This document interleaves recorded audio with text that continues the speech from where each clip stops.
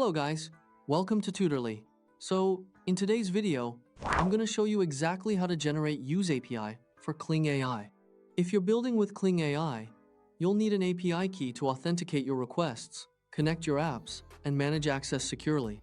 This is important because the API key works like a private access pass between your project and Kling AI, allowing your app, website, or backend system to communicate with Kling properly. In a few minutes, I'll walk you through exactly where to click, what to name your key, and how to copy it safely so you're ready to integrate without headaches. Whether you're building a small test project, an automation workflow, or a full production app, setting up the API key correctly from the start can save you a lot of confusion later. Start by opening your browser and heading to the Kling AI app. If you aren't already signed in, the site may ask you to log in first.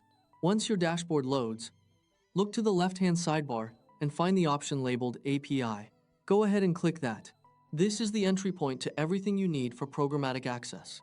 Instead of creating videos or images manually from the interface, the API lets your own software send requests directly, which is useful for developers, agencies, tools, and automated content workflows.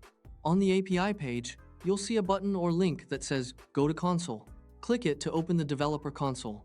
This is where keys are created, listed, and managed, so you can generate new ones or retire old ones as your projects change.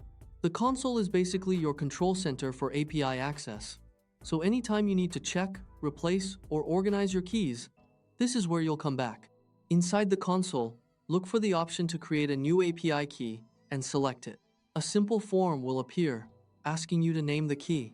This name doesn't affect the key's permissions. It's just a label for your own organization. A good name helps you avoid mixing up keys later, especially if you are working on more than one project or environment. Choose something descriptive and memorable so you can instantly recognize its purpose later. Think along the lines of production, backend, staging, CI, or design playground. Avoid including any private or sensitive details in the key name. For example, staging test app or main website backend is much easier to manage than a random name like key 1 or new key, especially once you create multiple API keys. Once you've entered a clear name, confirm to generate the key. The console will create your API key and display it for you to copy.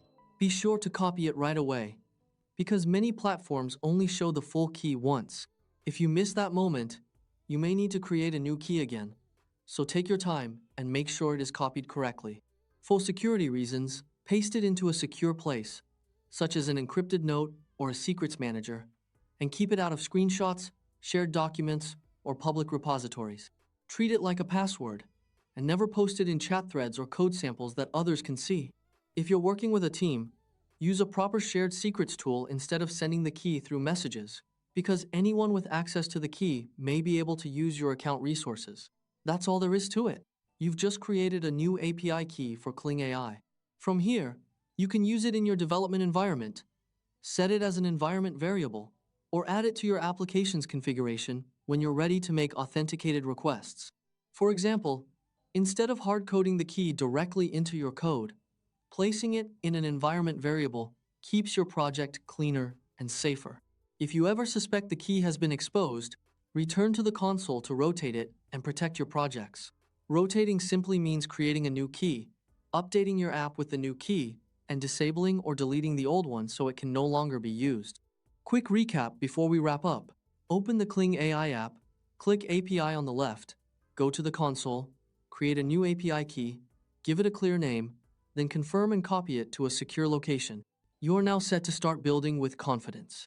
Once your key is saved safely, you can move on to testing your first API request and connecting Kling AI with your own workflow.